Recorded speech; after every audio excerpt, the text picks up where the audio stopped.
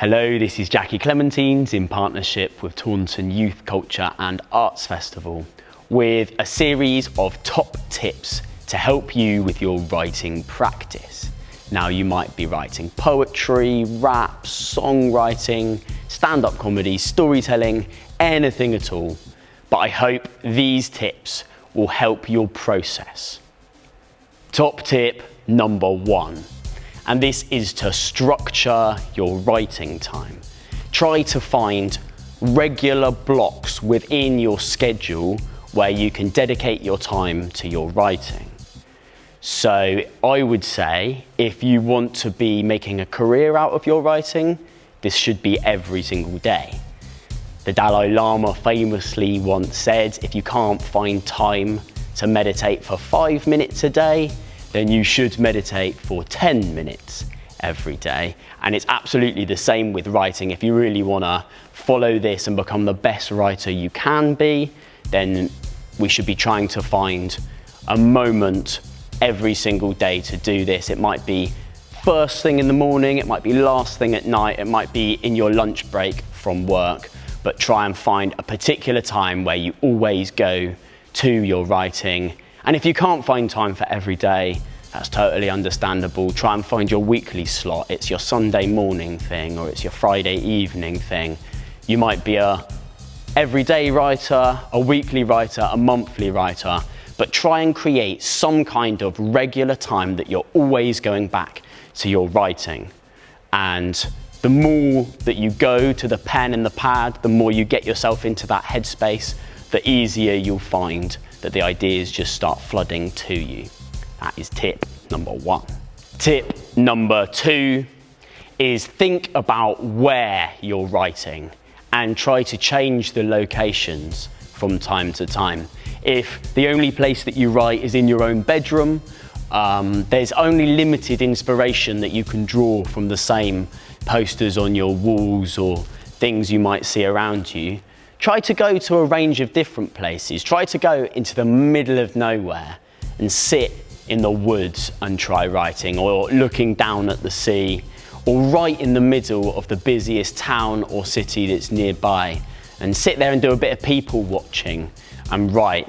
People watching is my biggest source of inspiration.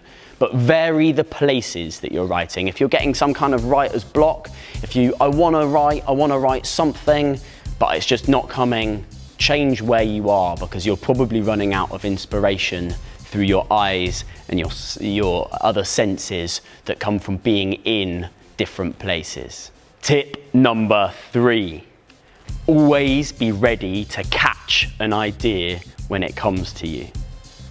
Now, this sounds ridiculous, but the best thing that you ever write might fly out of nowhere at you when you're least expecting it. So you're going to have your structured in writing times, but that's not the only time that your brain is ticking over. You need to be ready to gather inspiration where and when it comes at you. Always be ready with a little voice record on your phone, a little notepad, a little write it down. Maybe start carrying a pen and paper with you, but be ready to gather those sparks of inspiration when they fly at you.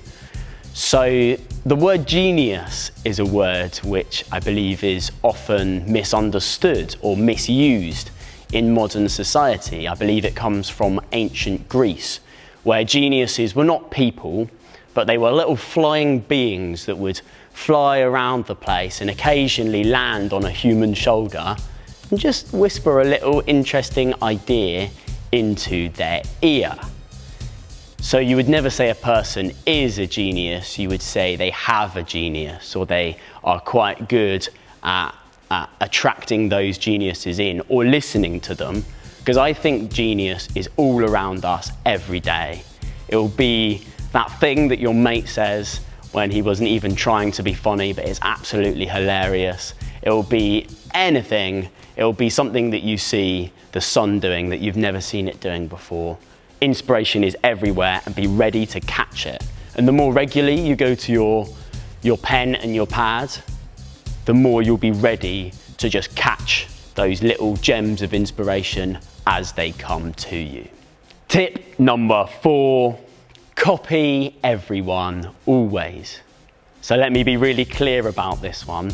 I'm not saying that you need to completely rip someone off and just hear a poem that you like, memorize it and pretend that it is your own. What I'm saying is be ready to take the best bits out of everything that you see. Be ready to see a TV advert that makes you laugh and think, why was that funny? Why did it make me laugh? And try and take the mechanism of the joke and use it within your own writing to make your own writing funny. Or that song that you hear, why did it give you goosebumps? What did it make you feel, and how can you get that kind of feeling into your writing?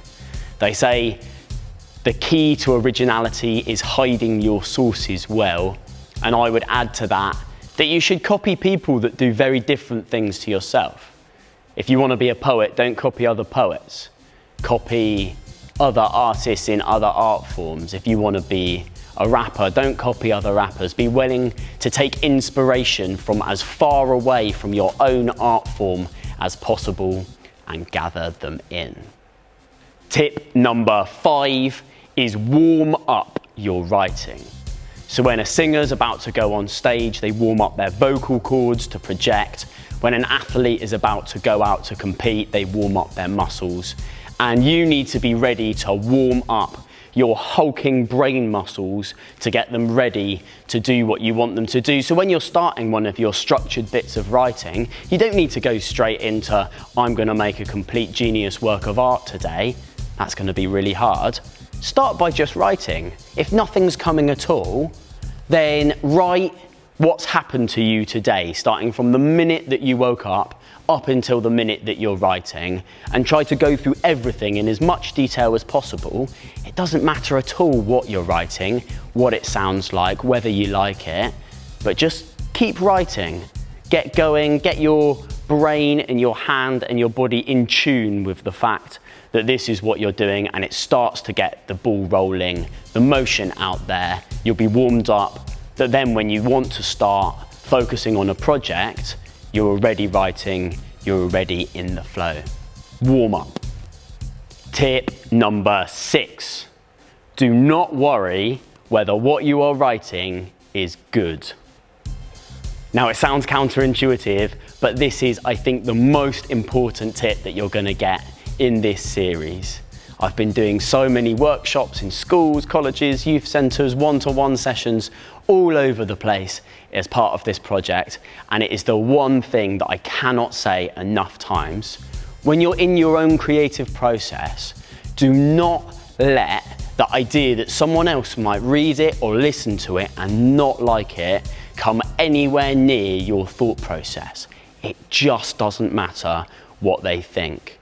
You can write, you can write, you can write. You can get it out there as a raw expression of your own creative process, and then you can read it again. And if you hate it, you can scrumple it up and put it in the bin. If you love it, then you can take it forward, or there might just be one single phrase, one single rhyme, one single metaphor that you get out of that particular bit of writing that you're like, that is something which I can take forward with me. And it might not have ever come into fruition at all if you'd been worried to get started. They say the first step is to take one, and that is really, really important. We get going, we get writing, we get it all onto the paper, and then we kind of go back to it and try and refine it. And there's an interlinked point here, which is nothing is too rude, too offensive, or too sinister to write down in your own notepad and show to no one. So I'm serious about this. It might sound weird, but we don't need to censor ourselves at the point of writing. We absolutely do need to censor ourselves before we publish anything, we write anything online, we put videos of ourselves saying anything online. At that point, we really do need to be careful about what we say. But in the first instance, when you're in your creative flow, you can write whatever you like. And then you can read back and say, okay, is that an okay thing to say? Comedians do this all the time because as you might know, they're very often on the line of whether that is something that you can say or not. And that's often one of the funniest bits about their practice. But what we're going to do is we're not going to censor ourselves first. We're then going to read it back and say, no, I can't say that. Or maybe if I put it like this, it could work. Then maybe show it to a few mates of yours, a few family members. Do you think I can say this? Before going and getting it out there in the world. But don't worry before you start writing whether it will be good or not. Tip number 7 is a quick one. Try writing on pen and paper. If you're used to typing into a laptop or into a phone, then try pen and paper as an option. I know some people would say it's a little bit of a waste of trees, but I think for me personally, writing with pen and paper is how all of my best work has been written. When I look at my phone, I'm there and I'm panicking about all of the emails that I'm meant to have replied to. I've got all of my work in front of me and all of the normal distractions are right there. And we need to try to escape those distractions to get away from them and to get into our creative space. So try pen and paper, or if you always use pen and paper, maybe try a laptop to try it out, maybe try your phone, but try different ways of writing. Tip number 8, and this is to share your work as much as possible with anyone that will listen to you. Tell your friends, tell your family, hey, can you listen to this? And try to develop a support network of people who you really trust to give you honest feedback. So a friend will say, yeah, mate, that's great, well done. But a really good friend will say, I don't think you can publish that, mate. It's a bit rubbish, actually. Or this bit of it is good, but I think you really need to look at that bit.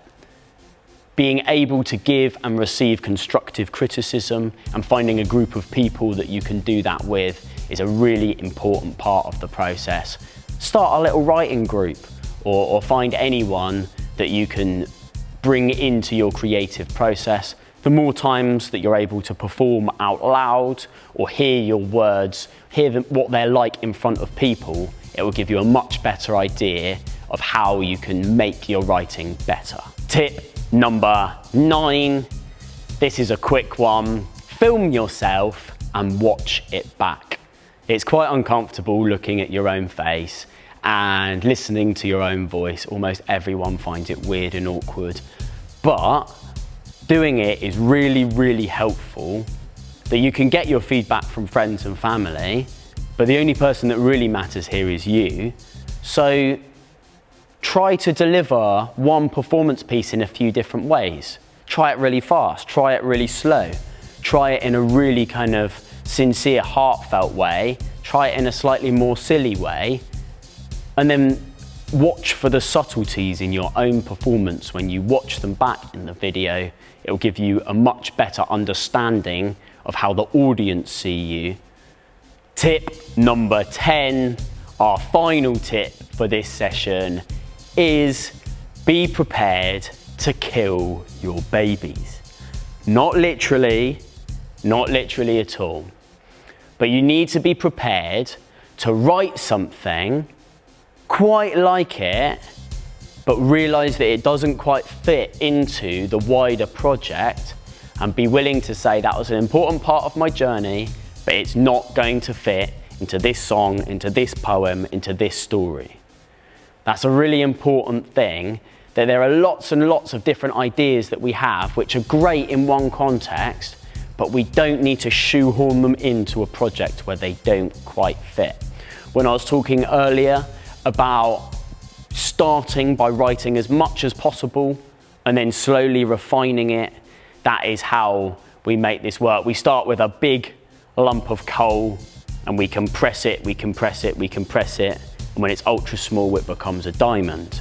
And that is how the creative process so often works. You start not caring whether it's good or not, write as much as possible, and then be ruthless when you cut it down to involve only the very best bits which are ready for your performance. Thank you so much for listening. I really look forward to the next stages of this project. So I am Tyca Clementines, and this video was made in partnership with Taunton Youth Culture and Arts Festival. We are halfway through running our Onwards and Upwards project, working with young people across Somerset to write original material across different spoken word art forms. On the 21st of October, it will all be coming together in our finale events, and there are so many opportunities for you to get involved. If you've enjoyed this video, please find us on the socials. That's Tyca, T-Y-C-A, and Clementines Live Arts. Get in touch with us and look out for a range of really amazing opportunities we have coming up, where you can improve your writing and have chances to perform on various stages. Thank you so much for listening.